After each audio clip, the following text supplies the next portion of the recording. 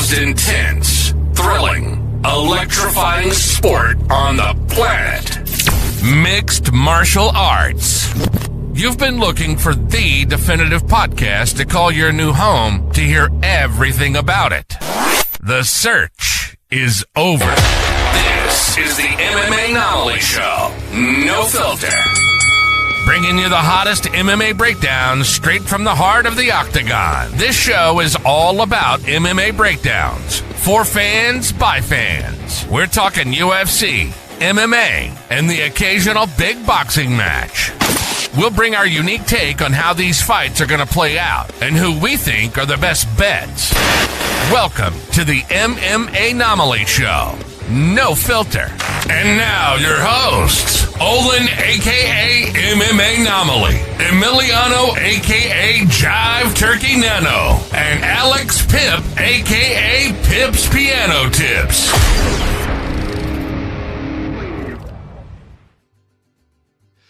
What is up, fight fans? Welcome back to another episode of the MMAnomaly Show. I'm your host, Olin, aka MMAnomaly, and with me, as usual, is the co-host with the most, talking about a Jive Turkey Nano. My guy, first things first, how the fuck are you doing on this beautiful Monday afternoon? Let's go. Gobbling around, brother. Great to see you as always, and great to have all of y'all live with us here, chucking and jiving along on this Monday afternoon or evening, I guess, wherever you are, local time. But I'm doing great, brother. It's always good to see you. What up, Kush, man? We see you too. It's all good. Waiting patiently. Patience is a virtue. So I'm glad y'all are virtuous today. And hey, let's make it a great show now. How are you, brother? Oh, man, I'm doing good. I'm doing good. Even better after. Sorry for the late start. All right. I have been getting behind on putting in the bets from previous weeks. I'm going to have to backlog them for UFC 237 and UFC Canada, but I digress. I did just put them in for UFC Vegas 116. We don't have the total yearly profit margin, but I can tell you that we are up a solid 6.62 units for this week specifically. I believe it to be our best week yet on the year. 5.7 units out, 12.32 units back, and 6.62 units in pure profit. Let's go, folks. Let's go. Hit the air horns for that too. Fuck it. That's why. Why not? Now it was, as far as picks go, you know, it's crazy. In the top three, I got them all wrong. But outside of that, in the underdogs competition, Dono, I got to tell you, I got to call a spade here as I like to. I did pretty damn good, brother. There we go.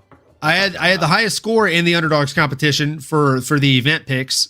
I think I got like 13 points. My dog of the week hit with Talita Alencar, which we'll get into a little bit later at the end of the show. But it was a good night overall. You know, most dogs go to heaven. Not all dogs, but most dogs. Ryan Spann, that one paid off a little bit. And also worth mentioning before we do get into these fights, right? Definitely worth mentioning that we hit our first cycle parlay, folks. We had to kind of nudge around because there weren't full odds on it on underdogs, but we took Jafel Fiallo on takedowns, the over 1.5. So we hit 2, just chef's kiss, you know, lost the fight, won the war. Ryan Spann to get a knockout. That happened.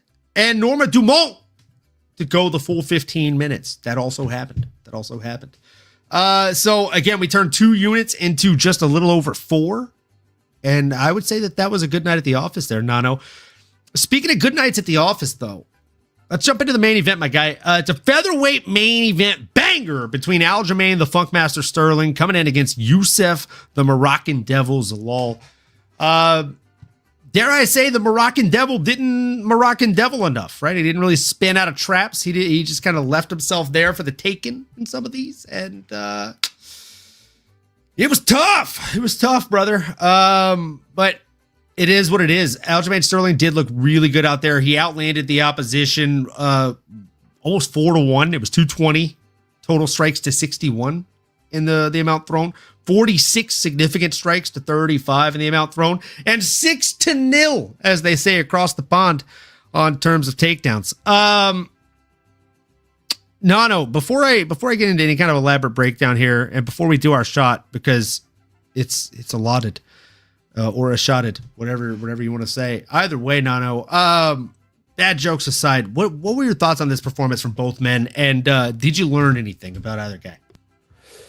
I think it was kind of what we thought it was going to be in a lot of ways, right? I think we were hopeful for our boy Yusuf Zalal to break through that threshold of the top of the top guys in the division. But I think at the end of the day here, Aljamain Sterling proved that he is still one of those guys, that he is still Timothy Chalamet. And his wrestling and his grappling and his cardio, his ability to go into those later rounds and still show that championship class, if you will. I just think, it's not like neither guy necessarily reinvented themselves in there, right? I didn't necessarily learn anything new about an Aljamain Sterling. I think it was exactly what we get from him most of the time. I think Yusuf had some moments. I think there was a moment there in that second or third round where I really thought if Yusuf was going to be able to continue to put the pedal to the metal, and if Aljamain just showed a little chink in the armor, I thought that would have been the opportunity for the tides to change a little bit. But that was not the case, my brother. It just felt like it was Aljamain's fight through and through. He pretty much led most of the rounds with the control time, with the strike and differential.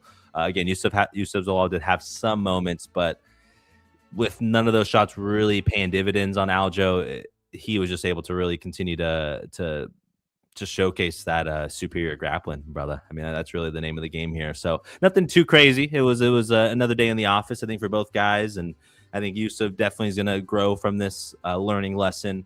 But hey, man, the time's a ticking, and you got to really try to make a big jump here, right? It's like once you're at that top 1%, we're talking fractional increases here, and it's hard to do, needless to say.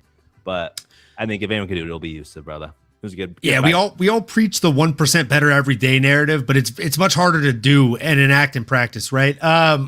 Before I jump into my breakdown, Fight Dosho, my guy. I hope I pronounced that right. Appreciate you tuning in, man. Haven't seen you here before. Sup, fam? Sup, right back at you, brother. And he says, I'll give a follow. I'll look out for that follow, and I'll give you one back for sure, my guy. Appreciate you. I'm going to probably text myself a note so that way I don't forget to do that. But either way, appreciate you being here, brother. I've got my shot poured up for this fight. I got it wrong. I didn't bet a shot on every fight, but I definitely did on this one. I thought our boy Yusuf Zalal had it in the bag. I also thought Norman Dumont had it in the bag. So it's a sloppy show, folks, to say the very least. And this is a very full one. Cheers to you. Cheers to us. Cheers to all the fuss and the muss of the week. It's Monday. And my God, it feels like a hell of a Monday. Yeah.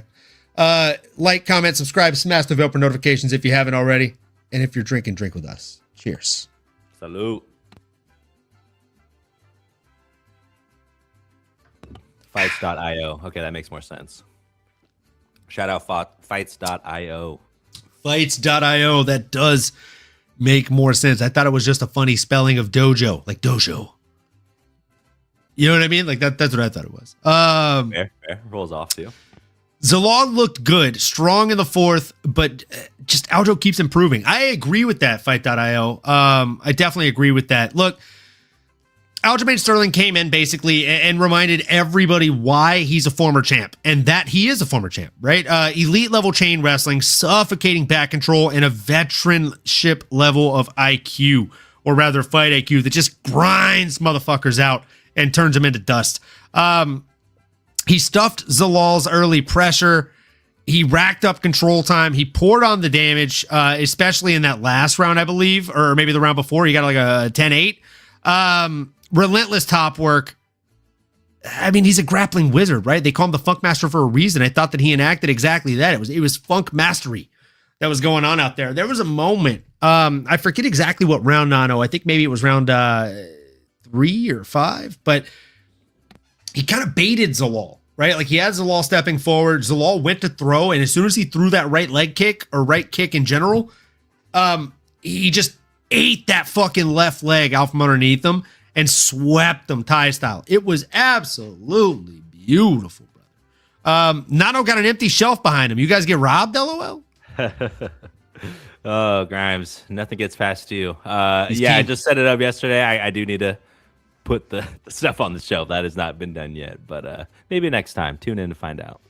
The man's still in transit. Give him a fucking break, brother. Give him a fucking break. Been moving all year, man. Yeah, it's crazy. Dude, strongest backpack in MMA might be the comment of the night. You'll have to prove me wrong in the chat, folks. But that so far is definitely the comment of the night.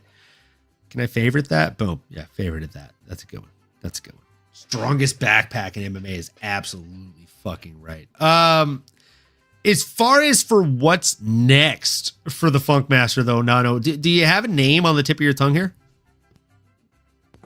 Man, for Aljo, I mean, this is a tough one in the sense that, we got to look at what makes sense in terms of the division right now, who's paired up with who. Man, I just wonder what the UFC would want to do. I mean, do you run a Lerone Murphy? He's still sitting at the 3 spot. He's coming off a loss to a Movsar Evloev. Stylistically, not a great matchup for Miracle Lerone Murphy, but I mean, Aljo did go down and gave the guy a shot, so I feel like you have to go up with him, right? It's just what makes sense. I mean, maybe he's got to fight up, but yeah, he's got to fight up. That's simply what makes sense right now. And depending on which rankings you're looking at, right? Like I'm going to be honest with you. In the last maybe 2.5 to 3 years, I take the UFC rankings with a grain of salt in comparison to the Tapology rankings. I feel like the fans know best. I was thinking, yes, Lerone Murphy definitely makes sense, but another name that might be a little bit more fun is Jean Silva. Jean Lord Silva. I think that's just a very fun fight. I think it's a great test for both guys. Can Aljamain survive a nuclear warhead? Right? Because that's what Jean Silva presents. Can Jean Silva survive one of the smartest brains in featherweight MMA today? I don't know. My guy, dude, Grimy, I don't know where you live, but it should be closer no matter what, because we would be best friends, I feel like. He said Jean Silva as well. Appreciate that. Yarir Rodriguez, as my guy Chael Sonnen likes to call him. Yarir. Not my rear, your rear. You know what I'm saying? And Nano, he says, I'm a quality engineer. I get paid to notice shit like that, LOL. Makes sense. My guy, I mean, you should wear stripes because you're like a referee. You know what I'm saying? Nothing gets past you. Pull it up on the VAR. You know what I'm saying? Olin, my guy. Little virtual handshake. Yeah, I feel like those fights make the most sense. As I stated, Nano, it is going to be a very shot early show. Let's go ahead and jump into the next fight, which also requires another one. We're talking about Norma Dumont versus Joselyn Edwards. Nano, I always say we don't drink alone on this show, and that's why we always do a shot together. But I'm going to ask that you don't even do one with me on this one, because I lost this one fair and square. You know, you picked against me in fantasy. I laughed at you. You know, something to the tune of that. And, you know, you're like the Joker. You get the last laugh, I guess, because, dude, 121 to 66 on total strikes, 70 to 51 on significant strikes. The only thing that my fighter did better than your fighter in this is attempt less takedowns and miss less takedowns. And it's only because she attempted less takedowns, right? Neither fighter got one, but it was 0-3 to 0-1. Actually, that's false, Nano. Let me correct myself before I wreck myself. There was one thing that Norma Dumont did better than Joselyn Edwards, and I love her to death. She was a much better actress. You know, I don't know if you saw when they read the decision, but she was like, she did the full on like Macaulay Culkin, brother. It was like, what? It was wild, brother. It was, I don't even know what to say. I'm just going to pour up my shot, and I'm going to sit here, and I'm going to be sad, and I'm going to just, you know, that's what you need sometimes. Grimy, fights.io. Cushman, what were your thoughts on this one? Do we think the ceiling has been reached and or breached for a Norma Dumont? And do we think that we've seen the ceiling for a Joselyn Edwards yet? Or is time still to tell in this one? I'll tell you my thoughts as soon as I pay up on this shot, because, you know, a bet made, a debt paid. No, you cheers me with your water. That's fine, brother. We appreciate each and every one of you for being here. Like I said, it's going to be a shot heavy early show. That's okay, because we did a lot better later. And we're going to sober up throughout that. So cheers to you. Like, comment, subscribe, smash that bell for notifications. You know the drill.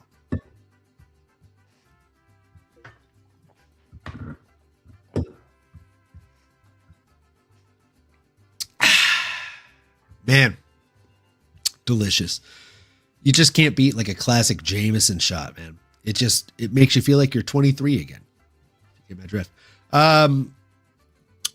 When you're as old as me, you'll definitely get that.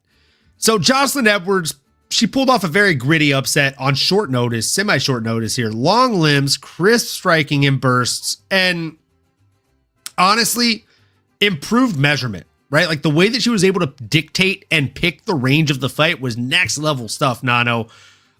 She wore Dumont down late. She ramped up the output and landed the more impactful shots as the fight went on. I thought genuinely she utilized every inch of reach that she had. Her finishing power, her heart, her grit, all of those things were on full display. And I mean, if I had to say, like, Nano, since I like to ask you, right, what did you learn? What stood out to you? Are there any holes that stood out to you, Nano? I have to answer the same questions. Yeah. Like what stood out to me as far as holes, she's still vulnerable to wrestling and pressure early on in the fight, right? Like I think that if we're to learn anything about it, I would say that, there's still some opportunities for her to negate the control time. Even if she's able to negate the wrestling, Norma Dumont was able to pressure a little bit early. And if she wants to be a champion, if she wants to fight for a championship belt against like a Kayla Harrison of the world, she's really got to ramp that defense up even more. But overall, really solid performance for her. I thought Norma Dumont tried to bring the bully physicality and the clinch work, but just couldn't sustain the grind throughout the fight. Her low center of gravity helped her, but her output dropped throughout the fight. And what we did see, what I learned more than anything in spades, Nano, is that the opposition, right? Joselyn Edwards, the woman that I've questioned the cardio, the gas tank of on a great number of occasions. I mean, if I had the flexibility, I'd put my own foot in my mouth right now because I did metaphorically already, brother.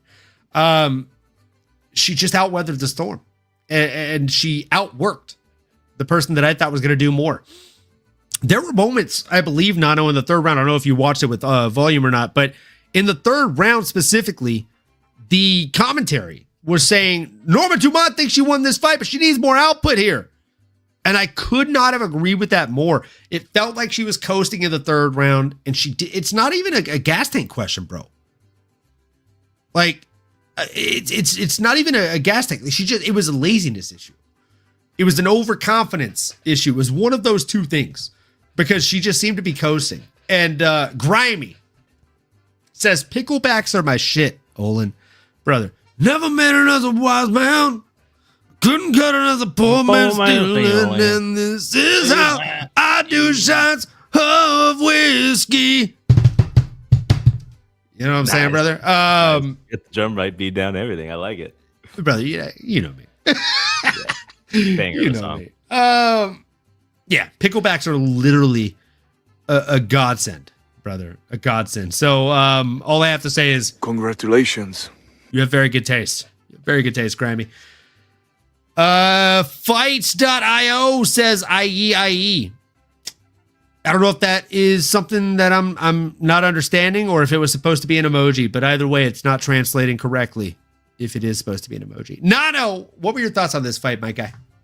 Yeah, brother. Great breakdown as always. I had similar thoughts to you. I think what I learned, or I guess what I was shocked by, was Joselyn's toughness. I mean, pure and simple. Like, both these girls are at the top, especially Norma Dumont with her ranking coming into this fight. Joselyn was getting a big jump up there in competition, but like we see sometimes, especially when you're at this level, it's marginal differences from 2 to 8 to 10 to 15. Like, any given Saturday, any of these fighters can win. And I think that's what we learned about Joselyn, is that she was able to weather the storm. It was a little bit of a sluggish first start for Norma Dumont. They both were trying to establish themselves with takedowns and things like that, having that control time. But Joselyn, stick to her guns. She was getting more offensive shots off. And that was really the name of the game. Each round, she outlanded her opponent. And it felt like in that second and third round especially, she was walking Norma Dumont down a little bit more, having Norma on her back foot, which as someone that is used to being the stronger, more physical girl in there and having that wrestling and jiu-jitsu and all that in the arsenal, having to counter, having a bigger girl in front of you, someone that's can equally match your strength. I think Norma just kind of ran out of ways to find a victory. And to your point, the best thing she did all night was the acting at the end. It had me convinced that she might have won. And then I look at the numbers again. I'm like, no, I mean, that was something that made me reconsider, but it was not the right. I don't know if you saw the fantasy group chat, but like True was talking hella shit, which I knew he would. You heard him talking shit in person not that long ago about my first round draft pick, which was terrible. It was Norma Dumont.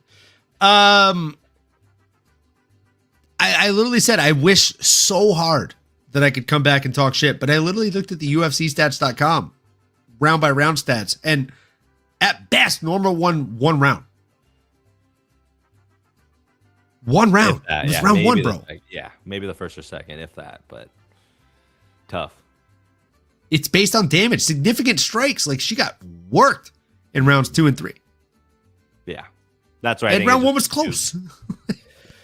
It felt too obvious. And again, I was obviously, like it was addressed at the top, I was leaning Joselyn here as my UFC fantasy fighter this season. So I was obviously kind of hoping or thinking like, I think she has the edge, but I could have easily been watching it with rose-colored glasses, but that was not the case. Everyone besides Norma Dumont thought that Joselyn was the winner here. And in terms of what's next, I mean, man, now it's, hey, she's at the top. You know, she's going to take that number 3 from Norma. I think someone like a Juliana Pena can make a lot of sense. She hasn't fought in quite some time. If you're going to go down and maybe award someone else that same opportunity, maybe someone like an Aileen Perez, you know, a big name. She's trending in the right direction. It'd be 6 against 3 if things stay as is. But I think that'd be another good matchup as well. A couple names for y'all there to mull over. What are you thinking, brother? So I love both names that you said, but not for the reasons that you said them. Well, one of them I do. One of them opposite.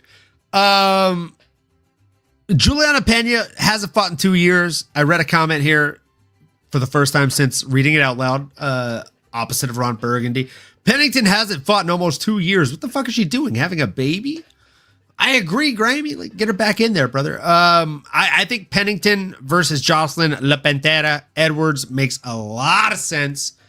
And Nano, you said Shrek, Aileen Perez. I think that one makes a lot of sense too, but not for the winner. I think that would make sense for the loser. Right? For a Norma Dumont who talks shit to her. What, 2, 3 weigh-ins ago? It got recorded. It got posted on the UFC socials. There was more heat on that conversation than there was on the actual fight in which Norma Dumont fucking won.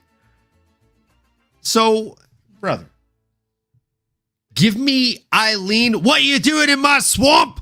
Perez against Norma Dumont. I think that's a fun-ass fight, brother. Dumont Perez in a dump truck off, brother. I wish I had a fucking beep, beep, beep, beep soundboard clip, because yeah, absolutely, brother, absolute dump truck off. Sign me up, as Conor McGregor says, because man, that is just that's a money fight written all the fuck over it. That's fun as fuck. Put that as a co-main event in the Apex where we can hear every sound. I'm all about it. I'm all about it. Nano, moving into the next one, we have. I'm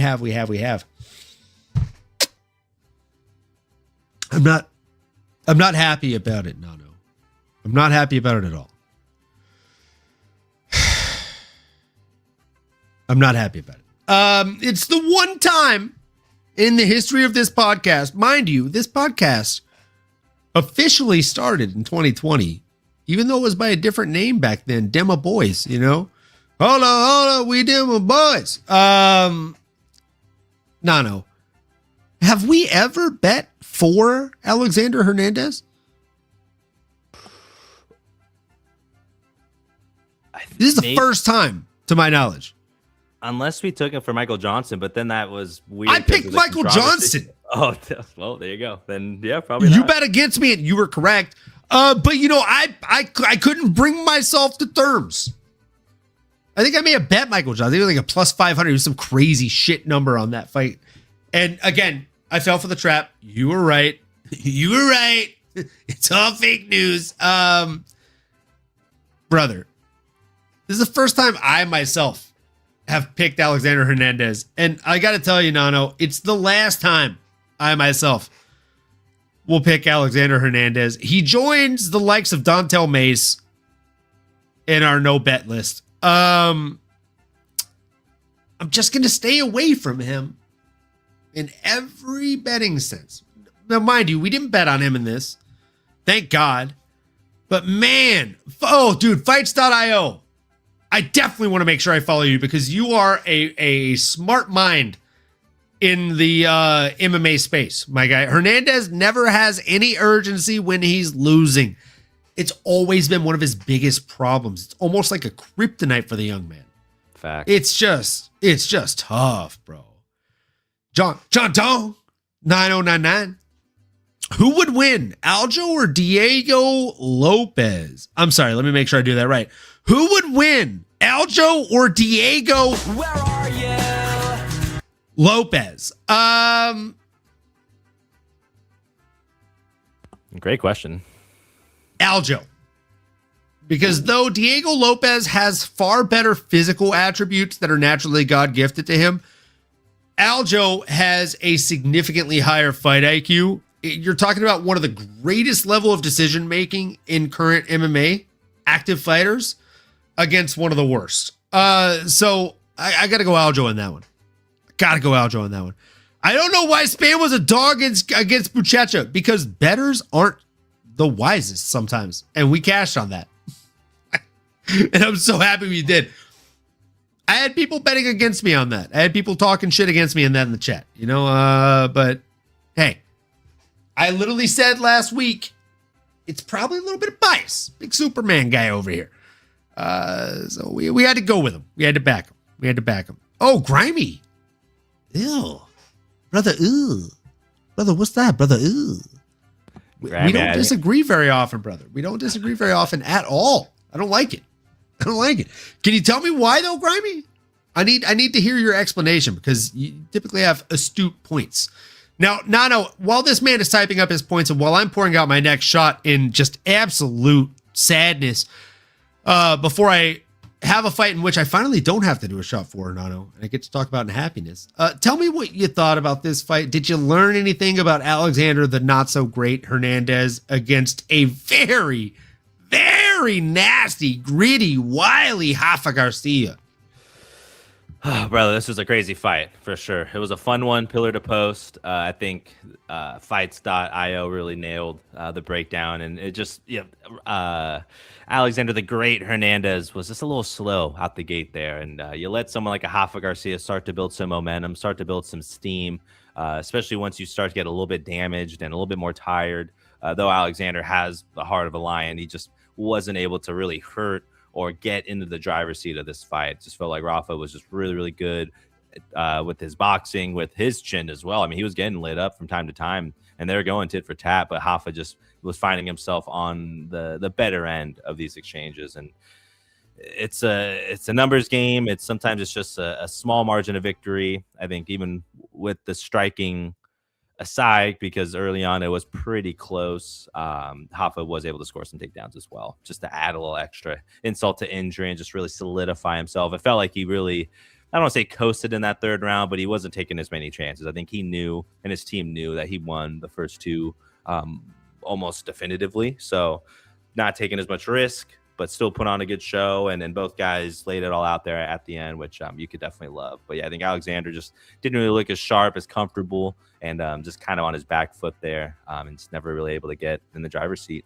Hell of a bout, though. Shout out Rafa Garcia for getting it done. Garcia!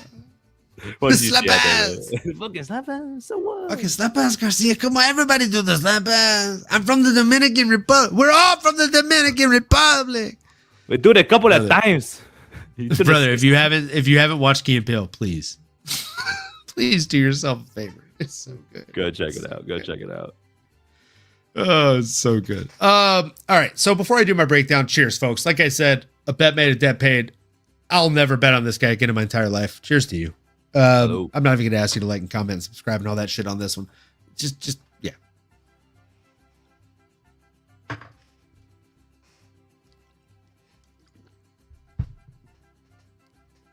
Just drink on this one, folks. Just drink on this one. It's not a happy one. It's not a happy one for me.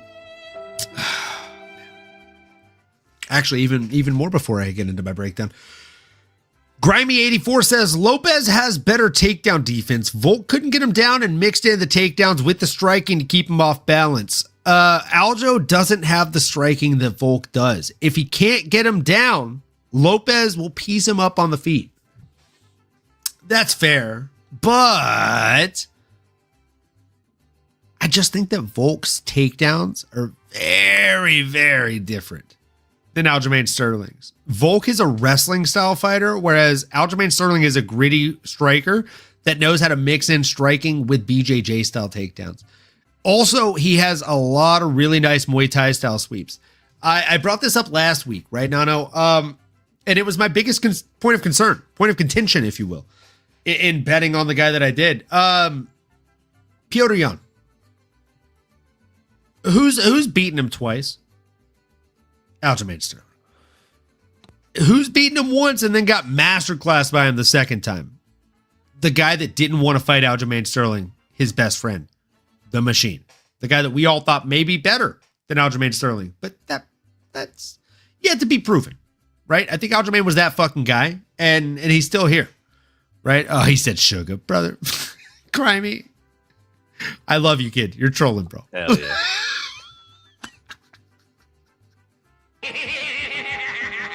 Fucking Skeletor energy right now, right, bro? With that being said, let's get into it, shall we? Rafa Garcia showed why he's on a heater, why he's that guy. He's got compact boxing. Nano, I'm going to make a crazy comparison here. A bit of a crazy comparison here, okay? I knew you were joking, Grammy. I genuinely knew you were trolling, bro. I got to pop a Zen in to even make this comparison, Nano. Uh-oh. Now, Rafa Garcia might be the lightweight MMA Mike Tyson. Like, he's got this really compact style. Like, the way he comes over, he's very, like, a lot of head movement, a lot of just movement in general. I like it, bro. I really like it. You still got to get the Crypt Keeper laugh. I'm going to get that. I'm going to get that for sure. I'm going to make that a grimy soundbite. I just thought that he looked really, really nice, really compact in this fight. Timely takedowns, right? Like he ended up landing 4 out of 7 against Alexander Hernandez, 2 in the first round, 2 in the third round, cutting off the cage instead of chasing his opposition. And honestly, like I said, he trains with a lot of killers out there at Bloodline. It showed in this fight.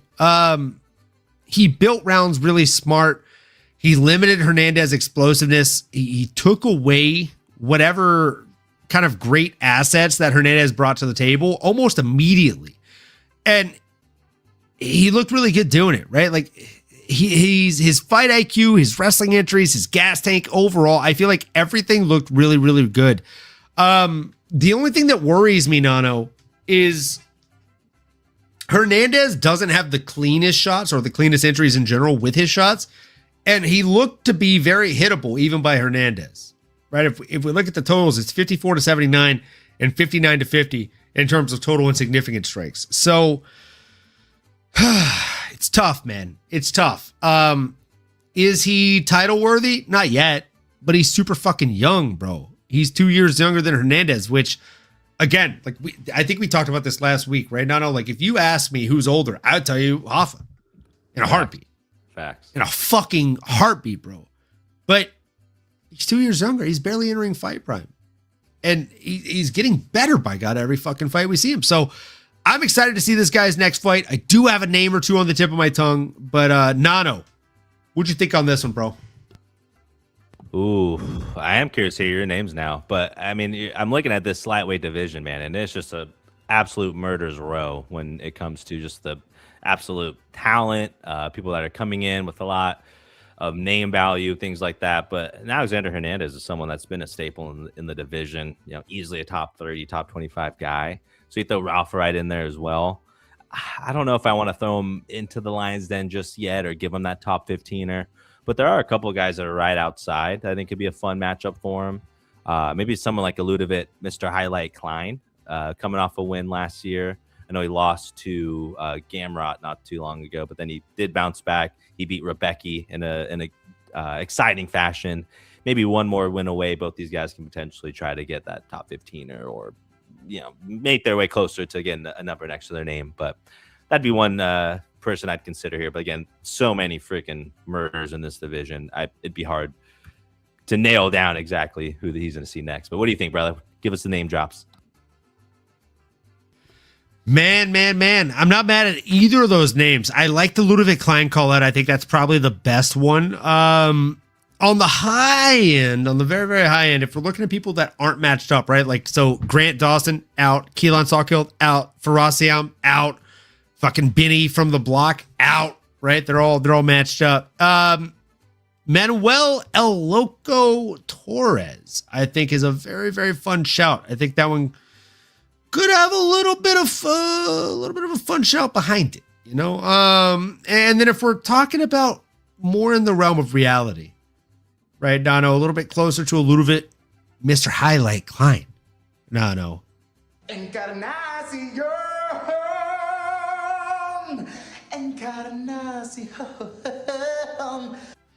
That's right, brother. I'm talking about an Ignacio.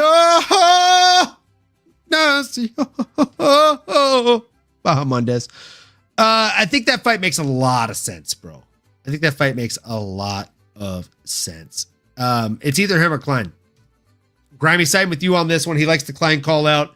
Maybe he hasn't heard the Ignacio call out, but either way, I do like Klein. Also, not sure if you saw this, Nano, but he said, I didn't bet Hernandez, but he also goes on the no bet list. Yeah, we didn't bet him either. Thank God. Thank goodness gracious me. But he lives with Dontel Mays now. They share a hut on the no-tail Mays. The no bet list island. No. Speaking of no bets, can we talk about someone that I feel like I haven't done the math on this, so I can't even lie to you folks because I don't like to do that. I'm also a really bad liar. You'd be able to tell if I was lying. Davey Grant feels like someone that if you'd bet on him every single time he's had a UFC fight, you'd probably be up money. I feel like he's been plus money a lot more than he's been minus, and he's won a lot more than he's lost. Look, a lot of people were high on Juan Adrian Martinelli, Luna, as they call him. I told you, man. Young kid coming into the UFC. My boy, Dangerous Davey Grant. That's a dangerous proposition, Nano. I knew it was going to be a bad news Bears night for the up-and-comer. 100 to 164 on total strikes. This is where it gets fun. 162 to 99 on significant strikes. These motherfuckers were throwing heat.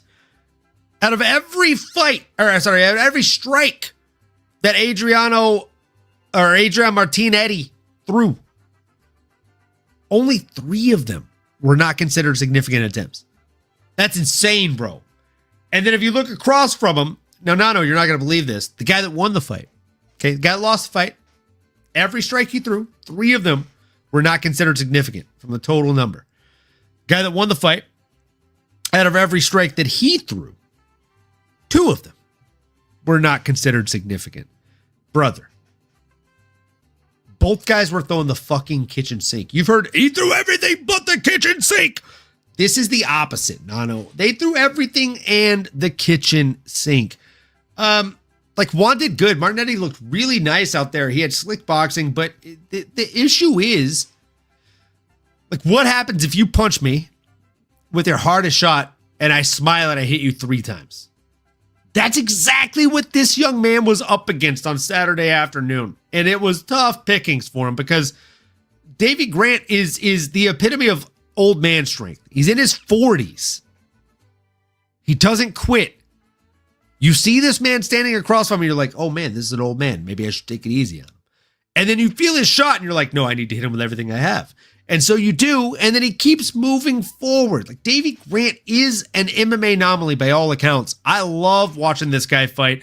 I love betting on this guy, and even more, just I love the evolution that he shows in the boxing. Like, if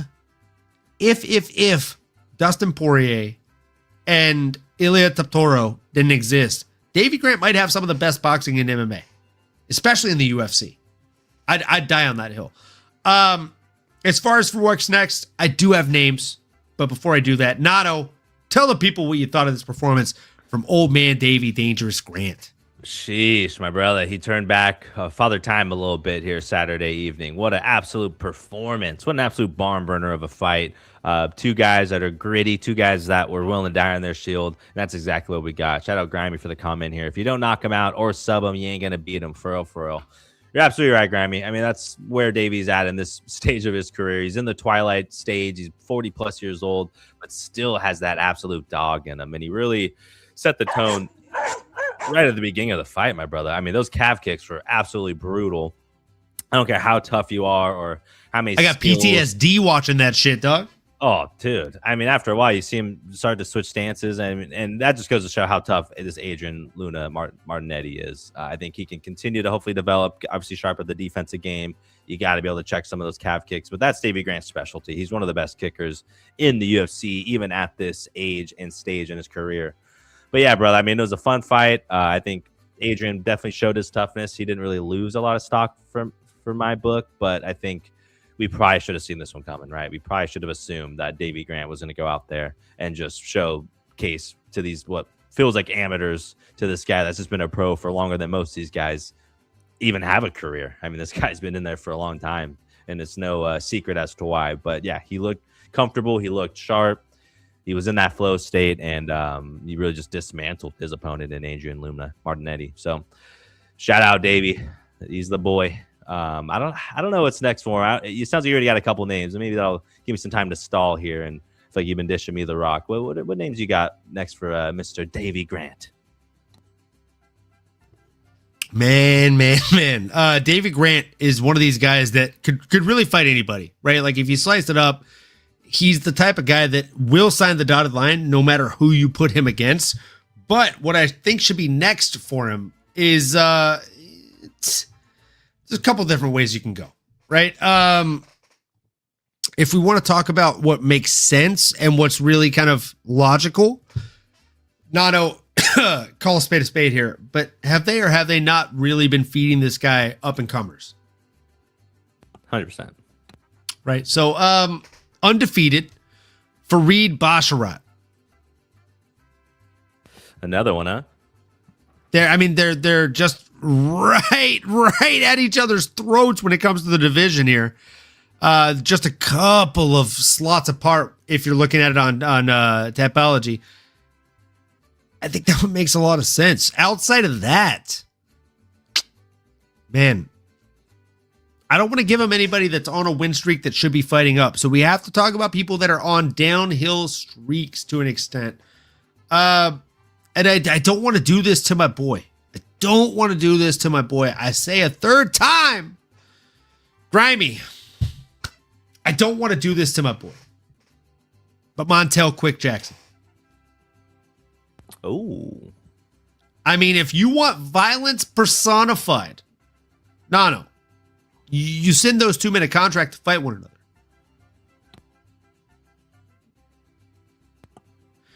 Olin, give King Nano the Captain America shield for a shelf. It's looking bare naked, bro. Plus, Davey always shows out. Give the dude a main event fight night in his home country. Oh, brother. Oh, you're speaking my fucking language, especially with that last half, brother. Yeah, me in the first half. I'm not going to lie to you. Bro, Davey Grant, main event in his home country against Montel Quick Jackson. Now we're talking. Either that or a co-main. Like, I just think it makes a lot of sense. Coach Valadizzi, Coach Eric, as the pupils know him. Maybe Sensei Eric. I don't know, brother. Either way, I know you're putting out that knowledge. We appreciate you being here, brother. What do you think should be next for dangerous Davey Grant, my I think Montel Quick Jackson just makes the most sense. Now, what do you think? You have any pushback on that one? I mean, not necessarily at all. He's all 3 losses, right? Yeah, coming off a couple losses. I think I like the idea of matching Davey up against someone else that's equally seasoned, that's equally, at least in a similar spot than he is. Hobby Fanch, potentially. I think, great name. Hobby Fanch, great fight. Or even the guy. This might be the battle of the badass 40-something-year-olds. What about a Hayoni? Oh, Hayoni! I knew you were gonna say Hayoni, bro. Wow, that's the battle of the unks right there. That's a legendary fight. I literally had that one on as my third name, and I put a strike through it, and I put question mark at the end. I didn't want to say it, but I'm not mad at it. Obviously, I wrote it down. Dude, the battle of the unks, like loser retires, winner retires on top. Might be an earthquake. Might have some magnitude after that fight. I'm not mad at that one. I'm definitely not mad at that. Grant had his kids there. That was badass. Bro, I loved it. I fucking loved it, bro. And yeah, Davey Grant is a fucking dog. I got to bring that one up again. Grimy. He is a fucking dog in every right of the word. Speaking of dogs, no. I say with all due respect. And I did say with all due respect. Marcus Buchecha, like multiple-time world Brazilian Jiu-Jitsu champion. Can we just finally agree? I know we don't agree a ton, Nano. I know we don't agree very often, but can we agree on this one thing? Whether it's heavyweight or flyweight, or even atomweight, I don't care, bro. Traditional BJJ does not work the same as MMA BJJ in an MMA fight. I think we have to agree on that. Oh yeah, no arguments here, brother. Like, and also, I'm gonna take it one step further. I'm gonna see if we can agree twice in a show here. I know, we're pushing the envelope as we like to. Ryan Spann putting on like 40 more pounds. I had my reservations. I had my questions, Nano. But look, dude. As it was the Monkeys once said, and as fucking Eddie Murphy once said, now I'm a believer. I believe. You know what I'm saying? I am a believer in Ryan Superman Spann. I think weight cut heavyweight Superman Spann might be the next salon quality Poirier. The 3-2, brother. Like, I saw more 3-2 supremacy posts than I've ever seen in my entire adult life. And I couldn't be happier, bro. Like, just for those of you that don't know, 3-2 is lead hook, rear cross. Just boom! That's exactly what he did. And shout out Mac Malley. Shout out to Mac Malley on Twitter, my homie. He probably summed it up the best, right? He said something to the tune of, Marcus Buchecha hit the canvas the way that Andy's toys hit the fucking ground when he walks in the room when that combo landed. Brother, he wasn't wrong. Homie went. And he's out of frame. It was nasty work. I said this last week. I knew it to be true. I knew it in my heart of hearts. That's it. I don't really have much to say on it other than that. I've already spent longer breaking it down than the fight itself lasted, I think. It lasted 7 minutes and 10 seconds. Nano, what were your thoughts on Superman Spann? Yeah, it was a hell of a fight, hell of a knockout. Like Valadisi just threw it here in the comment section. Jesus. Yeesh. That thing was brutal. Jesus Christ! I mean, Ryan basically crow hopped into that 1-2 right down the middle, and full extension, like you said, bulked up Superman here, off-season Superman, dirty bulk Superman, creatine Superman Spann, if you will. Insert any other whatever supplements he's on. I'm add him to the stack, kid. Peptide Spann over here is just on one. This guy, and like Rami said, cut Buchecha. I mean that, maybe, probably. But yeah, hell of a knockout. Like you said, we don't need to spend too much time mulling this one over, but would love to see Spann get an opportunity to get back up there and get his name ranked again. We've seen crazier things. We've seen a Josh Hoka get thrown back into the Wolves. Why not a Ryan Spann, right? Why not throw him in there against someone like a polar bear, Sergey Spivak, or if we really want to test the waters, maybe a Walter, the clean monster Walker. I don't know what's next for him. I'm trying to quickly look here. Oh, he was supposed to fight Marcin, and that got canceled. So let's see. I wonder if hopefully Walter's not injured. Maybe it was on Marcin's side, but if we can get a Walter Walker versus Ryan Spann, that's a main event, right? Or at least a main card fight right there. What are you thinking, brother? I'm not mad at it. I'm definitely not mad at it. I'd like to see him fight the winner of Ty Bam Bam Tuivasa versus Louis Sutherland. Oh, I think that'd be a fun little banger, right? Him and Ty especially. Oh man, just inject it into my veins. Outside of that, can we talk about a guy? Let's talk about it. That I think that just he makes a lot of sense for this young man. He's been on a little bit of a tear. He's looked really good doing it. I don't believe they've fought. Talking about a Vitor Petrino, another fellow light heavyweight fighter that went up to heavyweight. They have the same story. You know what I'm saying? I like it. Crow hop baseball reference. I don't know what that means. That's what I was referencing when Ryan kind of shimmied into it, just like crow hop. Like if you're an outfielder, you catch the ball and you take this big kind of leaping double step into the throw or punch in this matter. So yeah, he covered so much ground, bro. That's what I'm saying. He like stabby crow hop. That was really what it looked like. 3 feet. Full on skiddied up into that one. Yeah, it was crazy. It was honestly impressive as fuck, bro. I told myself that was that shot before 3N was my last one. But instead, I told myself I would just rather do one last shot for a winner instead of a Jafel Fiallo versus Cody Durden fucking just weird fight.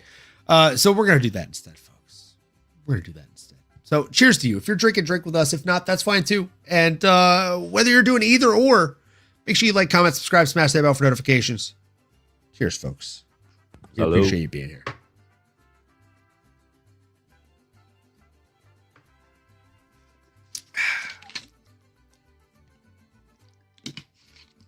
Number one vibing. My guy. Let's go on Twitch. Let's go, brother. Hey. We appreciate you being here, bro. A Canadian flag and a little coffee. We like it. Cheers. Let's fucking go, bro. Little Canadian support in the chat. We definitely love that. We definitely love to see it.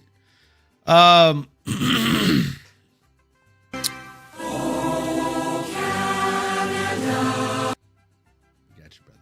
We got you. We appreciate you being here. And let us know, did you make any bets on this fight card? This UFC Vegas 116 banger of a card. Speaking of bangers of a card, before we move into the prelims, Nano, I got to ask, did you know the start time of next week's card? Or rather, this week's card? I do not. Yeah, 4 a.m. start time on the West Coast for the main card. Whoa. Okay. Yeah, 1 a.m. start time for the prelims. Yeah, as they say in England, where they get these start times very often. Bit strange, isn't it? Rather strange, isn't it? Or no, yeah. If Stranger Things was from the UK, it'd be called Bit Odd, isn't it? Yeah, 1 a.m. start time for the prelims, 4 a.m. start time West Coast for the main card. Dang, it's a good fight too. Hey, it's Capat Kage. Let's go. What about PST? Or sorry. PS. That is PST. Did I say EST? That's PST. 4 a.m. start time, Pacific Standard Time, West Coast. So we'll be watching on repeat, broski. Nah. Yeah. Oh, and we lost him. He did not. I obviously got excited and I hit the back button on my mouse. I apologize. You did not like that comment. No, we're not watching on repeat. We never do that. The only fight that we're not watching live is the White House card. You know, We're back. I got too excited. It's funny. I'm actually going to Universal Studios this weekend on Friday for a late birthday celebration for myself. And I'm super stoked. They're doing like an activation for One Piece and D&D and Harry Potter and all that stuff. They turned the whole Waterworld activation into One Piece. I'm stoked about it. But that doesn't start till 7 p.m. So I will be out late at Universal Studios. And then I'll be sleeping in a hotel. And then I will be waking my significant other up at 4 a.m. to watch this main card. I'm not gonna be a douchebag. Like what kind of douchebag wakes their significant other at 1 a.m.? I'm not gonna do that. I'm just gonna be like, babe, it's 4 a.m.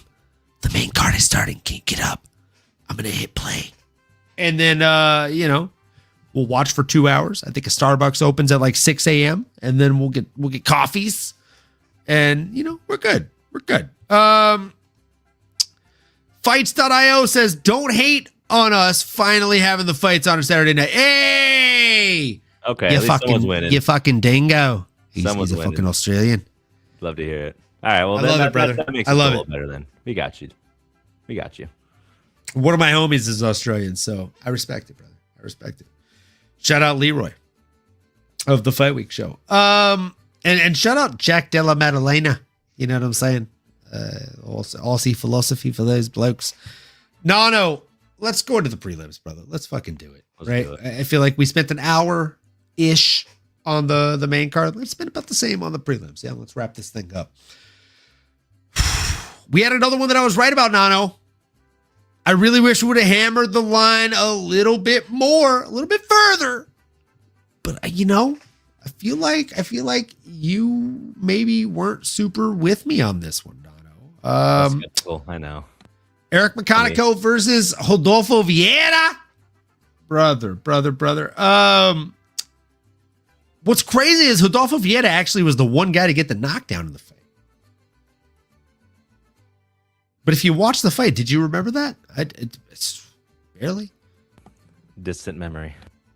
You know what I'm saying? Like, if you asked me, did you remember that? I'd say barely.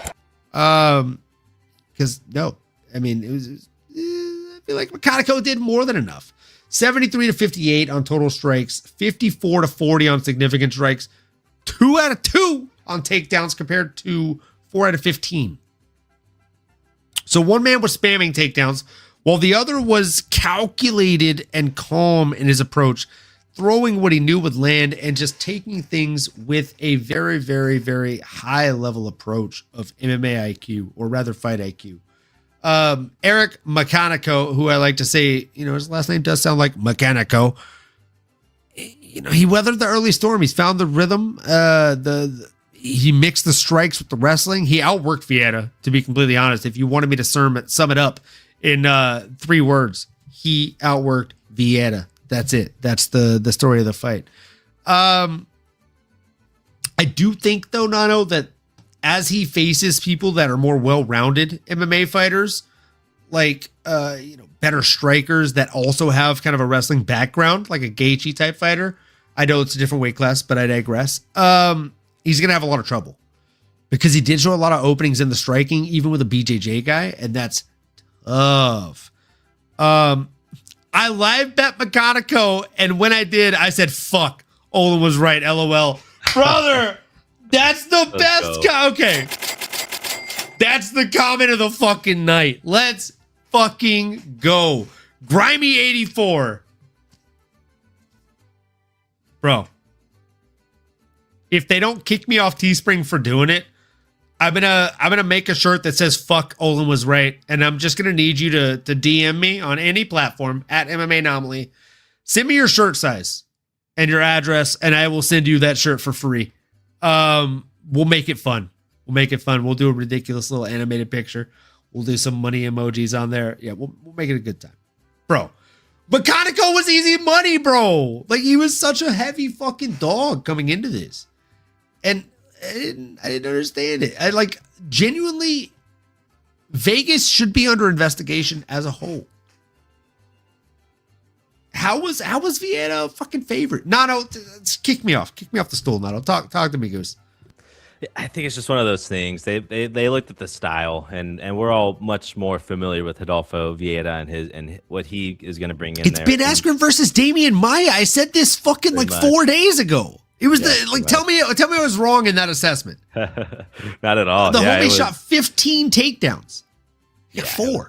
It was bad. Yeah, it was obviously grappling was going to be the challenge that McConico was facing. He knew it wasn't going to be the striking or anything else, and because of that, McConico had the advantage there in the striking realm, and he was just able to manage the distance much better and just had better tools in his arsenal than Rodolfo did once it really became one-dimensional. I mean, it was pretty obvious to me that Eric was in the driver's seat that whole fight. I think Rodolfo's solid jiu-jitsu artist, but like we were talking about, that doesn't always translate in the UFC octagon, and I think he needs to continue to develop that MMA jiu-jitsu, but also needs to maybe get into a good boxing or kickboxing class as well if he wants to try to continue to compete at the highest level.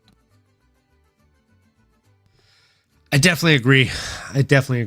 And I mean, when it comes to what should be next for McConico, I've been throwing it to you a lot for the start of these, so let's jump into it, right? Like, he just fought Rodolfo Vieira, who is a world-class Brazilian Jiu-Jitsu guy. What makes the most sense for him moving in? He's in the middleweight division. There's a lot of really stacked talent in this division. The real question is, do we want to see him face a striker or do we want to see him face a grappler, right? If we want to see him fight a striker, I would say put him in there against a Mansour Abdul Malik, right? I think that's a fun fight for him. If we want to see him in there against a grappler, I would say a grappler. I don't know if it's more well-rounded. Correct me if I'm wrong here, Nato. I think he's more grappling heavy, but he is a mixed martial artist at the heart of things. I'm talking about an Iron Turtle, Jung Young Park. Ooh. I think that's a fun matchup for an Eric McConico, and I think they test each other very, very solidly. People in the chat and Nano, what are your thoughts? I like it a lot, brother. I think I like that second name a little bit more. That one maybe has a little bit more value behind it. I'd maybe even throw in a Trayshawn Gore as well. Mr. Vicious coming off a submission win.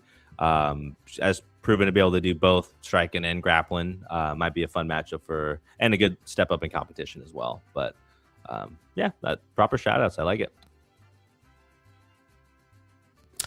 Solid fights. And with that, we move on into Jackson McVey.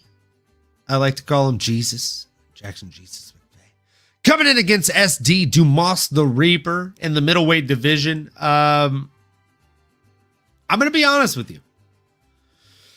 It's probably going to be my shortest breakdown of the night. I'm going to take the lead on this one first and just say it. This one went exactly as I broke it down last week, Nano. I don't often like to pat myself on the back or toot my own horn, but he outworked him. He out-grappled him, and he got a submission win. It was first round. He made it look fairly easy, and man, if this was in the street, Cedric Dumas probably would have done more than go to sleep. Nano, what were your thoughts on this one? Yeah, this was an absolute masterclass performance from Jackson McVey. I think that it easily could have been a TKO. He dropped Dumas with the right hand, the uppercut, and was starting to just completely rain heavy ground and pound on Cedric Dumas there. But yeah, I thought it could have easily been a TKO, but shout out the submission win there. Way to be heads up and know that your opponent's hurt, and that's what he does best is slip the choke. So big shout out to Jackson McVey there. Like we talked about, I think this was in some ways his fight to lose. He got it done in exciting fashion. He was hyped up. You could see the enthusiasm and the emotions that he displayed. In terms of what's next, I mean, man, I'd love to see him get in there against some top caliber guys. Maybe someone like a Mikhail Husar Olejchik, Olesichuk, my apologies, or a Yusri Belgari. Mikhail Olesichuk. Olesichuk. Oh my gosh. But I like someone like that, Michael Lowe for show. Someone in that range. What do you think's next for the big dog? I mean, those are definitely good fights, bro. Let me just pull up the middleweight division here. I have a name baked in for him. But dude, Dustin Stoltzfus or Brad Tavares, did they retire? No. Chase Dogma, my guy John. I butchered that name too. LOL. It's fair. It's tough. It's tough. Pip is fixing his ceiling, Chris Cushman, as WMC pointed out. Yeah. We actually had a comment from him up here. Let's go! Calm my nerves while I'm working on this soon-to-be ceiling. Oh, man. He is Pip the Builder. You know what I'm saying? Super Pippio. Pip. Go. Super Pippio. Shout out WMC. Shout out S-Dog. Let's go. He needs all the coins he can get. You know what I'm saying? Smash that fucking coin button. Oh, man. I love you, Pip. I hope the ceiling's going well. I hope everything else is going well. This is a S-Dogs raid. Let's go. Let's go. My dogs. Dog pound. He said, you twerps went live at the same time, so I flipped a coin. Brother. Nice. Well, that's thanks for letting us know we lost the coin flip. That's tough. Fair enough. He's building something that makes sense. That's fair. He is building something that makes a lot of sense. With that being said, I mean, what should be next? Like I said, I think Dustin Stoltzfus. He's come off of 2 back-to-back losses. Last one was to Kelvin Gastelum. One before that was to Nursultan Ruzabayev. I think that's a fun one, brother. It's coming along. Thanks for checking. Couldn't ask for a better podcast to listen to. My brother. We couldn't ask for a better co-host to have on the podcast, bro. Hope it goes well this week so that we can have you on next week to break down the reactions to the fights. Because, my God, we have a hell of a fight card to go over. Whether you're going to be watching it live or not, it's a hell of a fight card. Juice Man! My fucking brother. How we doing? What it do? Brother. Hope we're doing well. I like that picture. Is that Easy? Let's fucking get it, kid. Hell yeah. Speaking of let's get it, kid. Nano, we have 4 fights left. Let's go ahead and jump on into the next one. It's a fight between Mayra Bueno Silva coming in against Michelle Montague. I try to tell you and Pip. Montague, bro. Not sure if you remember the internet hoax or if you put on your tinfoil hat, maybe the internet truth of the Montague monster, but this is the second coming, bro, of the Montague monster. Michelle Montague. She's an absolute beast. 108-34 in total strikes, 42-26 in significant strikes. Oh, by the way, 2-0, as they say across the pond. Shout out to my boy Ola, right? On takedowns. It was pretty one-way traffic in this one, Nano. I thought that my gal got it done in Michelle Montague. I thought she looked really good. Dominated with the wrestling, top control, ground and pound pressure. Overall, I would say her biggest strengths are her physicality, her wrestling, her youth. Did you see the size of her in there, Nano? She looked so fucking big, bro. Huge. She looked huge against Shitara. Shitara was one of the Thundercats, and she looked huge against her. Yeah, it was tough, bro. I think the only issue I saw in this, Nano, because I like to ask you, what did you learn? Right? I think the gas tank is a little bit questionable at Montague. That's fair. I feel like in that last round specifically, she looked like she was really letting off the gas pedal. But no, I digress. What were your thoughts on this one?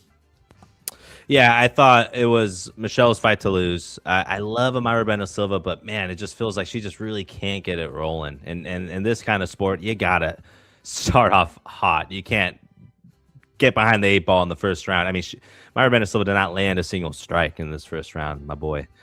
To Michelle's 46 strikes landed and takedown. It just was pure dominance. And it really didn't get much better. I mean, I guess Mayra technically outlanded her opponent in Michelle, and maybe it kind of could make a case that there was a little bit of a turning of the tide, or that Michelle was showing, like you said, some fading in her gas tank, but she was able to dig deep, did just enough in that third round, outlanded Mayra Bueno Silva 10-41, got the takedown, got a reversal as well. I mean, man, what more can I say? Just, I think Mayra Bueno Silva, their time's probably coming to an end here in the UFC, unfortunately. Just couldn't get it together after getting so close to a title shot, but Michelle is every bit as good as she displayed on Saturday evening. So that was a good one. Shout out Michelle Montague. What it do? Shout out Michelle Montague. Grimy asks, Juice, would you smash Montague?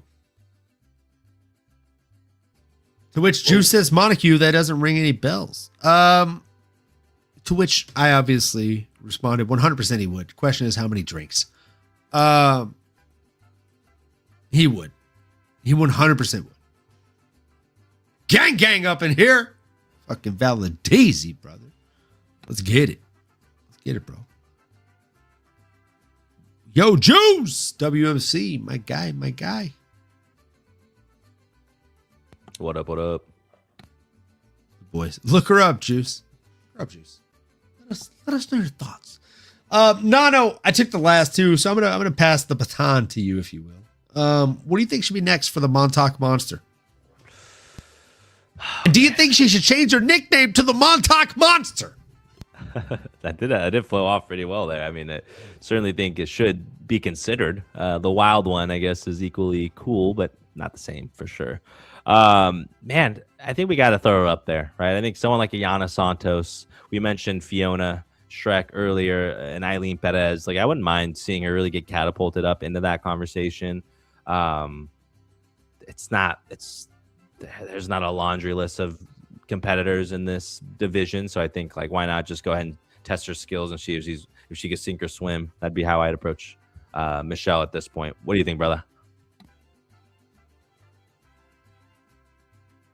Well, for anybody that doesn't know conspiracy theories, I just felt like it made sense to throw up the Montague Monster.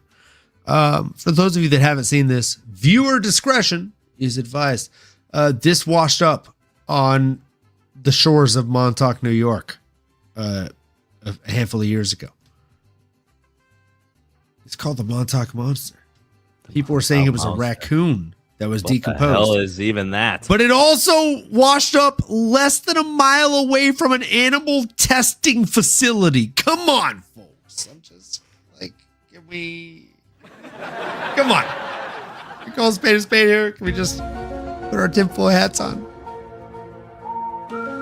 Let's. Grimy, it's a dog. I've heard that one too. But the canines are weird, bro. It's weird. I've never heard of her till now. Desert Dry. Brother, it sounds like you got some weird kinks, but the answer is still yes, Juice Man. Desert Dry. That's what I'm hearing. Oh, you guys remember the old video? You like it? I'm gonna make it so dry. I'm gonna make it so dry for you. If not, no, I'm gonna send you that video. It's it was the early internet days. I don't think I remember that one, but so good. It might be before your time. This thing has a beak. Thank you, brother. It's a fucking hybrid animal. Like, Nano said it best. What the fuck even is that? Even is that? Or is even that? The hell is even that? Yeah. As far as for what's next for the Montague Monster, though, I mean, she fights in the women's bantamweight division. If we're calling a spade here, Nano, it is not the most stacked division in the women's weight classes, but even so, does she deserve a top 15? I think she probably does. Macy Chasson comes to mind for me, Nano. She's on a 3-fight skid. She's looked pretty, fair weather as of late. Outside of that, we got a fight coming up in just 3 short weeks. May 16th between Ketlin Fenomeno Vieira and Jacqueline Cavalcante, the Brazilian Jiu-Jitsu phenom. I think the loser of that would make a lot of sense. I like that too. Those are some good shots, my brother. Grimy says bodies do weird stuff in the water. I don't know why I know that. LOL. Or dot. No, he didn't say LOL. He said ...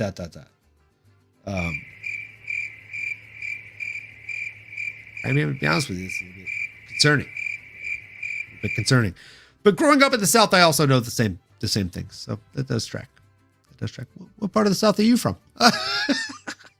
Yo, What is that? Looks weird as fuck. That's definitely no dog. Dude, thank you. Thank you. Definitely not. Look up, Google Montague Monster after the show, folks. I'm going to put it up again so you know how to spell it here. Montague Monster. Google that post-show. It's quite a phenomenon. The nose decomposed in water. Grimy. Stop. Juice Man says she's got nothing going. Am I missing something? Juice Man, DM me at MMAnomaly on any platform. I'll tell you. With that being said, Nano, we have another fight to talk about. We have another 3 actually. Actually 4. With that being said, this next one is Rafael Fialho against Cody custom-made Durden in the bantamweight division. It was a weird fight, to say the very least. I'm going to give it to you first. What were your thoughts on this bantamweight bout between Cody Durden and Rafael Fialho?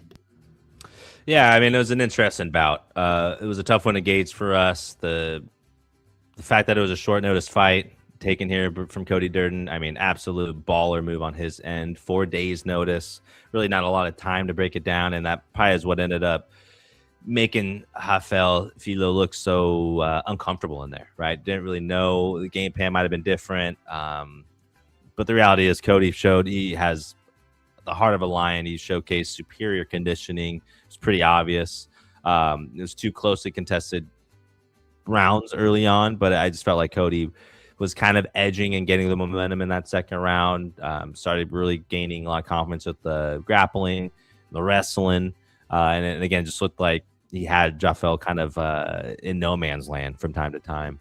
And then it just felt like really down the stretch, Cody just, really ran away with it. So, we got to give Rafael the nod for taking it on 4 days notice. I think I might have implied that Cody took it on 4 days was actually Rafael, which again, just all signs kind of indicate, you do the best you can, you get paid.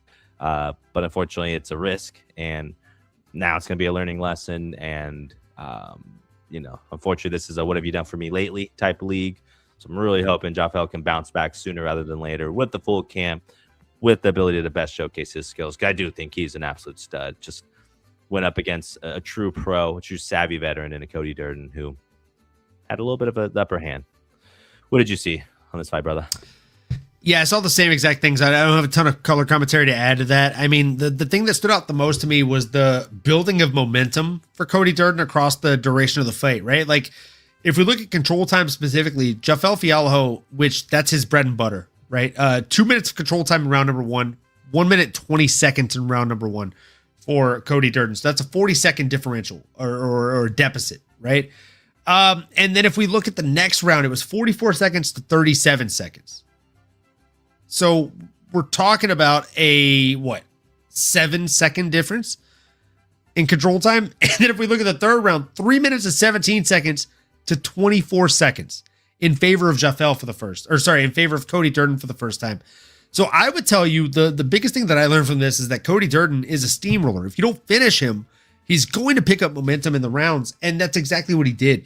He started to control the distance. What we learned the most in this fight is that Rafael Fialho has BJJ entries and not wrestling entries. He's able to try to get you there, but he doesn't set him up with the strikes all the time. And that's a massive problem in this division where people's skills are very, very high level. So it was tough. Almost 3 minutes more control time in round number 3. And if we look at it on the total strikes, significant strikes rather, 11-3 in round 1, Nano. 15-8 in round 2 and 8-12 in round 3. It's crazy because the only round that Cody didn't outstrike him significantly, or rather with significant strikes, was the round in which he got almost 3 minutes more control time. So from where I sit, I would almost say it's 30-27. Cody Durden is the right scorecard. I thought he did more than enough to win this fight. Do you have a name on the tip of your tongue as to what he should face next? Man, you kind of could go any direction here with a Cody Durden. He's someone that is always a fight or two away from really getting an opportunity to continue to climb.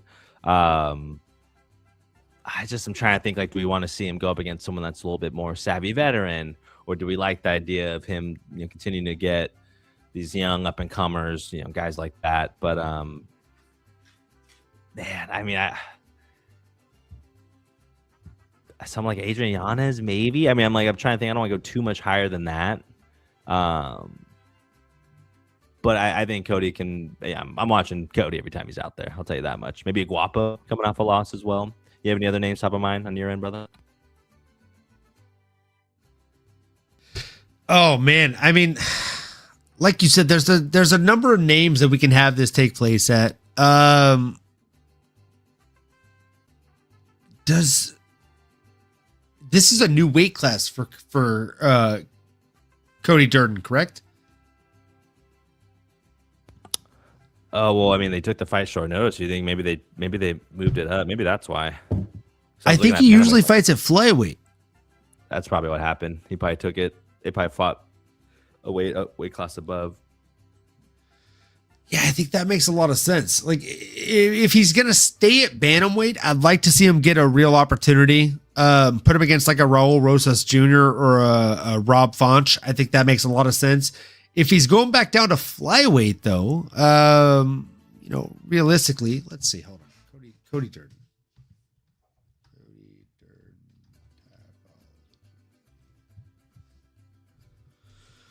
Let's see.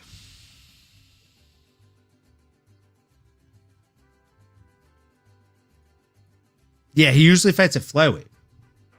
Okay, that makes more sense. So I was having a hard time. I was like, some of these names, my God, I don't know. Yeah, it was weird trying to pick a name for him, and that makes sense. Now I'm understanding why. So if he goes back down to flyweight, right? Like, he's in the top 50 on Tapology. He's number 41 right now. I think it probably makes a lot of sense for him to fight like a Hyun-Sung Park, or maybe the loser of Cameron Smotherman versus Kai Asakura. Oh, I like that too. I think this is some proper shouts. I think that's the right neck of the woods that he should be in here. Not too much higher. Four losses in a row, coming off a win here, and obviously, like we kind of mentioned, some of the circumstances. Let's see him get another one here, and then continue to climb from there. 100%, brother. Let's see what the people are saying. Bring the Montague monster back to life and put him in Ankalaev. Yeah, why not? Why not? You know what I'm talking about? True juice. Y'all ever see the movie Annihilation with Natalie Portman? Looks like one of those weird ass animals. Yeah, it does actually. 100%. I do exactly know what you're saying. Cody's wife is extorting him. He's got to win. That's tough. Yeah, that movie's crazy. That fucking bear is sick. Yeah, dude, that movie's wild, bro. Weird ass noise makes that's what popped up in my head when I seen the animal. Yeah, bro. I don't know. I've seen that shit going to have to check it out. Oh, dude, yeah, you gotta check it out. It's a great movie. Natalie Portman doesn't miss, bro. For show, grimy, fucking creepy bear is a trip, 100%, bro. Wonder what it's streaming on. Says grimy, watch that shit. Definitely ain't for the kids or funny. LOL, trippy as fuck. Yeah, 100% trippy and deep thought movie. Cody could fight at BKFC at this point. Fair. That shit is free on Pluto. Let's go. Dude, shout out Pluto. Shout out Pluto, brother. Let's go. Sponsor us, Pluto. Make it a little intro card. Yeah, I think we've talked enough about that card or about that fight. Let's go ahead and talk about the next one. We have Francis the Fire Marshal against Lucas Brennan. Again, I think it went exactly as I expected it to go, Nano. Francis just outclassed him, outworked him, and outpaced him, brother. Olin put a Mexican accent when reading Juice's comments. Did I? That was involuntary. I apologize. Is Juice even Mexican? Because that makes it even better. Hey, Juice. Is it the secret Juice? The Juice. Secret Juice. The secret Juice is loose. No. I'm going to keep it very short and sweet on this one. I'm going to save up some time. If you want to hear my breakdown on this, listen to what I said before the fight. It went pretty much like that. Francis, the fire marshal, went out there, went to work. 60-20 on total strikes, 33-9 on significant strikes, 3-1 differential for those of you that are bad at math on both, and a 2-1 differential, or rather a 2-0 differential, Nano, because he went 2-0 on takedowns, hitting 66.7% of his takedowns, 2 for 3, and blocking all 6 from the opposition. Nano, what were your thoughts on this one, man? Yeah, brother, great breakdown and great performance from the fire marshal here in Francis. I mean, what can we say? It was a sweeping 30-27 victory across all 3 judges' scorecards. He was in complete control from start to finish here, pillar to post. Outstruck the debutant, if you will, in Lucas Brennan. And, just like Step Brothers, freaking Brennan, got to get out of my room. It's not welcome here. It was not his night. It just felt like Francis landed the takedowns early and just maintained dominant position, and wasn't anything sexy. It was, real meat potatoes type victory here from the fire marshal. But like Pip said, he was a lock, and he locked it up, and nothing too exciting here to report, but a win's a win, baby. A win's a win. Let's go. He's fixing his ceiling, bro. He's got a leak issue right now, so he's playing Super Pipio. You know what I'm saying? A little Super Mario variation there. There it is. With that being said, Nano, I'm going to divert to you first on this one. Do you have a name on the tip of your tongue for the fire marshal? Man, I mean, he's still so young in his career. We're talking about a lightweight division that just has absolute murders all through the roster. I'll tell you what. I mean, I don't know if we like doing the young up-and-coming prospect versus another young up-and-coming prospect, but someone that is top of mind that just always want to throw his name out there is someone that I just want to see getting back in the octagon. I'm talking about a Mason Jones. All right, talking about the Dragon here. Solid dude representing Welsh and the boys. I just think someone like that. I mean, he's 31, so it's not like he's some 22-year-old prospect. It's like he's a savvy vet now. He's here. Why not give him some good opponents? I like that. What do you think, brother? What's next for the fire marshal? Yeah, I'm not mad at your pick at all, bro. I had 2 completely different names on the tip of my tongue, though, if I'm being completely candid with you. And let me hear what you think, because I'll be completely candid. I may or may not like your name better than either of my 2, but I'm going to throw them out there anyway. I got Elvis Brenner, right? Coming off 3 back-to-back losses, 2 by way of decision, 1 by way of TKO. And I got Thiago Moises coming off of 2 back-to-back losses, 1 by way of decision and 1 by way of TKO. What do you think about those, Nano? Both are solid names. Both, I feel like, are kind of similar arcs in their career. Like you said, coming off losses, both from Brazil. I think I would lean the Thiago Moises one personally, but I like it, man. I mean, I think this guy, Francis, put himself in a good spot. You get a win, you continue to stack him up, look good, look dominant. If he can continue to do that against that next step up and like level of competition, then he might be somebody we're gonna keep an eye on. But I like those names. I feel pretty much the same about them all, to be honest. I like the Brenner out of my 2. I like the Brenner one a lot better. I think that one makes a lot of sense. I think it's a fun fight. I think everybody wins as far as a fan perspective. Speaking of a fight in which, people won it from a fan perspective, maybe this wasn't one of them. We have Max Griffin versus, that was mean, Victor Valenzuela in the welterweight division. Holy fucking smokes, my boy. Less than 100 strikes landed total across the distance of this fight. The good news is, at least one of the 2 guys, Valenzuela, every strike he landed was considered significant. So, yeah, I mean, what is there to really say about this fight? It was not the most exciting fight in the world. Valenzuela edged a low output scrap with the slight bit more aggression and late pressure in his debut.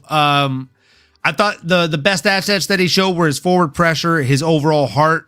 His holes that he showed were his output and his defense, right? Like, Max Griffin is somebody who's been in the UFC for far too long. He has, if he's a milk carton, he's past his expiration date. I love the guy. I picked him, right? But I digress. He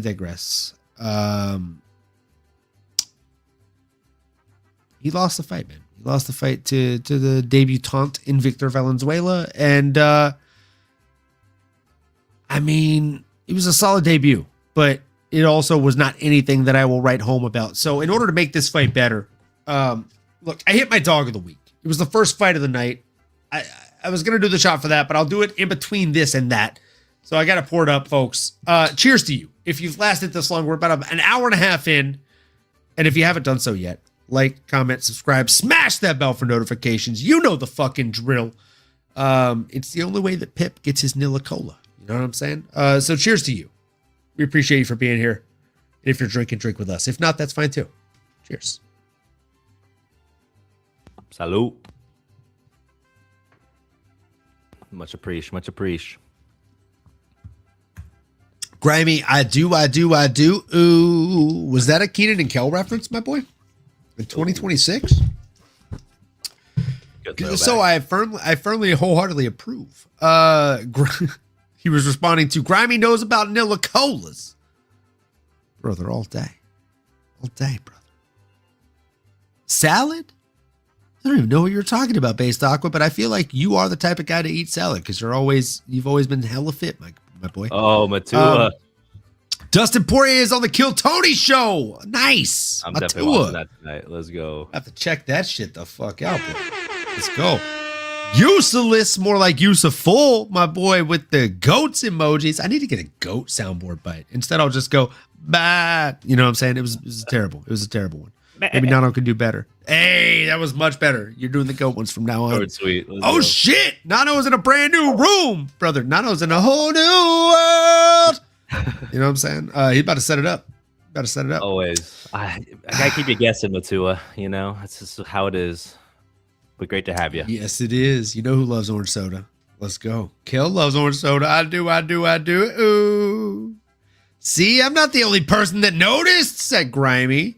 Yep. Oops, I meant salute. Oh, that makes way more sense than salad. Classic mix-up. But hey, I'm not gonna fucking shame anybody that's doing shots of ranch over there, my boy. So do you. Nano, Max Payne Griffin, and the only pain he brought on Saturday was to the viewers. Again, sorry to cut in. Like, what were your thoughts here, bro? No, brother. I mean, yeah, I think we're trying to maximize our breakdown of this one. The reality is it was low output for sure. Maybe more on the tactical side than it was on just the sheer violent and volume side of things. Victor looked impressive for the most part. I mean, he just looked like the younger, just more springy fighter, right? I mean, we're talking about a Max Payne Griffin that unfortunately just didn't really have that same ferocity that he might have had at one point in his career. So it's tough, right? It just was one of those things. It's like everything Max was trying to do, Victor's just doing a little bit better. Max did land some good technical shots early on, but I think just Victor's constant pressure and his ability to stay in there and like not wilter away and really keep his foot on the gas. He was just the younger, fighter in this one. Father Time's undefeated. But yeah, a little bit of a lackluster performance. I don't really know what's next for Victor Valenzuela. Like you said, he's a debutant and he didn't really do anything exciting where I feel like we need to try to catapult him anywhere. But hell of a win for a guy that's young in his career over someone that is a staple. Not sure how long we'll see Max, but appreciate him. And talking about appreciation, we appreciate you, Sab Jelly. What is up? Great to have you, as always. Long time no talk. Hope all is well. Let's go. Love having Sab in the chat. We love that. Yes. Hope you're having a great Monday evening. And love seeing you in the chat. Victor was solid, says Matua 40. I mean, Victor was solid, but he was solid against an aging veteran that he should have looked more than solid against. He should have looked flashy. He should have looked extravagant, right? Like Max didn't look old. What's next for him? Oh, my boy, putting us on the spot in the hot seat, on the spot seat. Nano. I'm not going to do that to you. I'm not going to put you in the hot seat on that one. I know you didn't prepare for this. What's next for Max Payne Griffin? That's a great question. Oh, an OG, I would hope.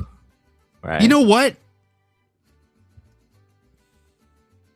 I'm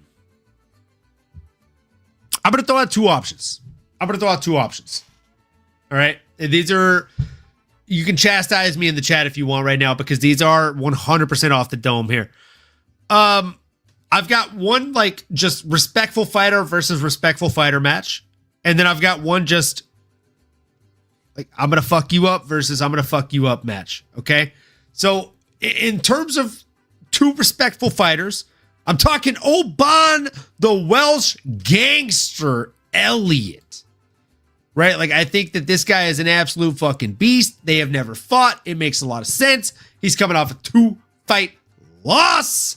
Shame. Don't hit me with the shame bell, Valenzuela. Come on, brother. And the other one, Nano, if we do you like chaos? Do you like violence? Oh, no, yeah. No? Oh, yeah. It's Cool. over here, baby. Give me Chuck Buffalo. Have they fought? I don't think Dude, they fought. That was the same name I had, bro. So we definitely Stop! don't know. I swear. Let's fucking go, kid. We need some Chuck Buff, my boy. Absolutely. Chuck Buffalo, dude. Like, that's the one. So Chuck Buffalo versus fucking Max Payne Griffin. I think that fight makes a lot of sense, dude. It's got name value. It's got two A side guys on there. I love that. That's violence written all over it. I think that's a fun fight, dude. Oh, yeah. And then for Victor, I got a weird one for you. I gotta be honest with you, Nono. Let's get weird, brother. Talk to me. I'm gonna get very weird with you right now. I'm gonna say the Argentine tagger, the Ponzi scheme, as we call him here on the show, Santiago Ponzinibbio. I like that. That's Fucking solid. book it, kid. Yeah, it hasn't fought in a while. He needs to get I back like up. that fight. The Ponzi scheme, the Matua, book it, bro. The Chilean versus the Argentine. I don't know which one you were saying that to, but I'm taking it either good. way. I like it. We violence down here. Let's go, Valenzuela. You heard me? Let's get it, brother. My boy's from H-Town. He knows what's up. Sheesh. Speaking of know what's up, Nano. Is this one that we disagreed on last week? I think, yeah, we did. Because you took, I think you're the only one that took Talita. Yeah, Pip was very, very firm to jump in the chat and say that he was backing Nano on this one. Yep. Fucking dick. Didn't make the show, but he was sure to make the chat and talk shit against me with Nano. You know what he didn't talk shit about, though, Nano? The fact that we had reactions at the bottom right corner of this fucking screen the whole time last week and nobody called shit. So you guys got to call us out on that. I mean, that is obviously on me, but right underneath our noses, literally. I got to call ourselves out on it because no one else did. You know what I'm saying? I got you, Nano. You got nothing, bro. Hey, there he is. You got nothing. Right on Pip. cue. It's the best I've done on bets all fucking year, kid. I was fighting against you and Nano's bullshit. Look, Talita Alencar. My goodness gracious me, Nano. It was a fun fight. I thought as far as strikes go, it was 80 to 87 and 60 to 78. Or sorry, 60 to 70. Oh yeah, 60 to 78. I thought it was 76. It was fairly close on the strikes, but if you add in the takedowns, right, 3-0, it tells a tale. No, did you think the judges got this one right? And what do you have to say for yourself for picking against me, bro? I have a lot to say. I got to eat my words, hand up. That's on me. I thought Julia and her kind of free for all style, hands down, really loose, that was going to, give Talita a little bit more trouble throughout the fight. And though, Julia did technically land more shots, but as we all know, not every shot is considered the same. And when you look at the wrestling and when you really look at that second and third round and how Strong Talita still looked in there. I mean, just looking at her physique, like she's got muscles. You know, she was going to go in there and want to be physically imposing with her opponent.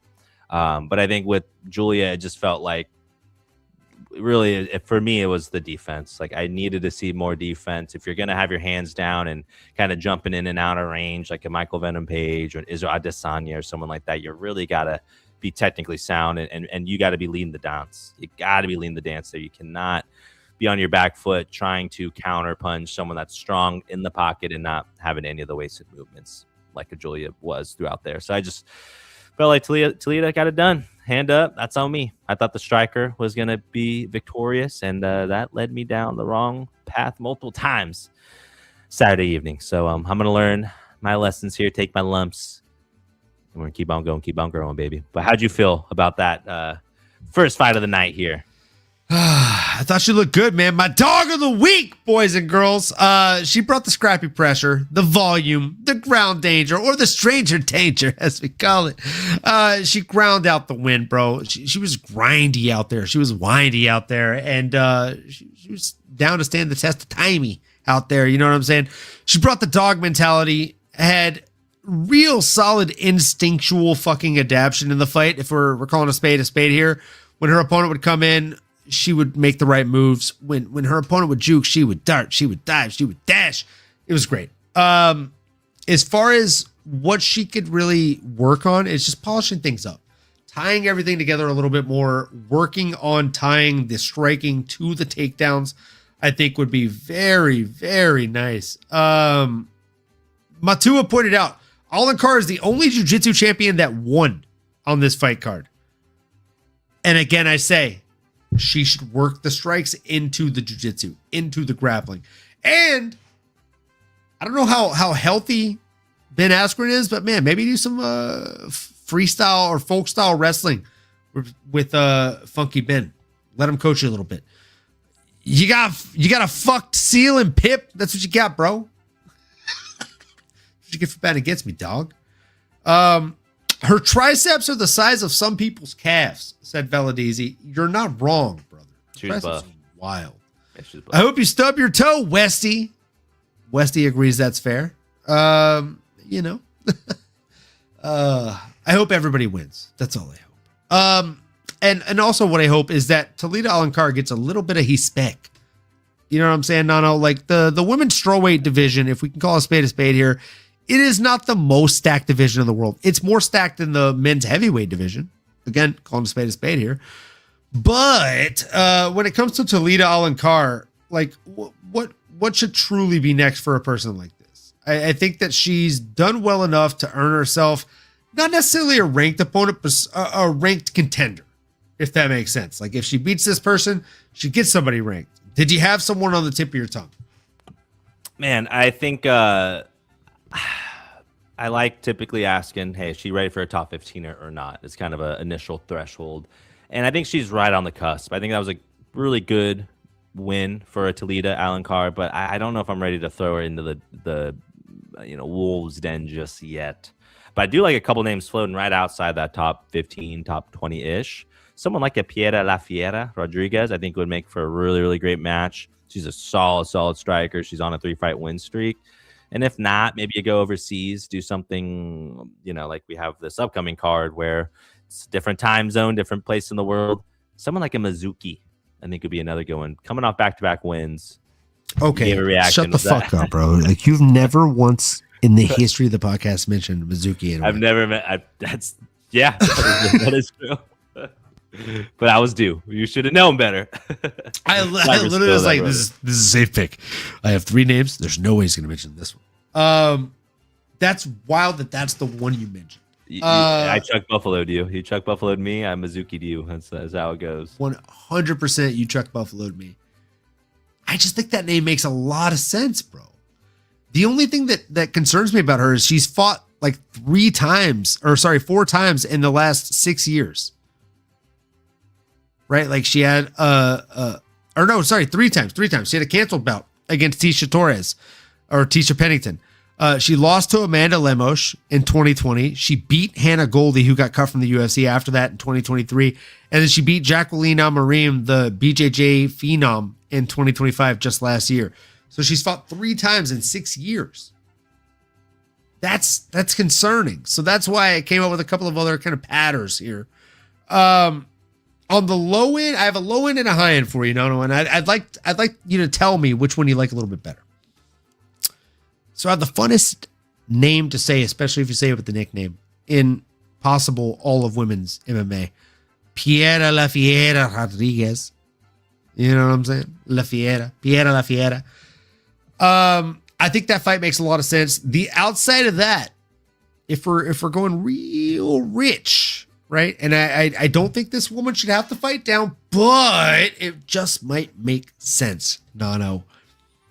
Alexia Bagashwinya Tainara. That's a solid shout. I think that's probably as high as I'd go as well, but can make a lot of sense. Good. With that being said, folks, let us know who you think she should fight. Let's see Shi Ling again. Oh, Shi Ling. Wait, do you mean Shi Ming? Did she fight Shi Ming? Hold on. Hold the phone.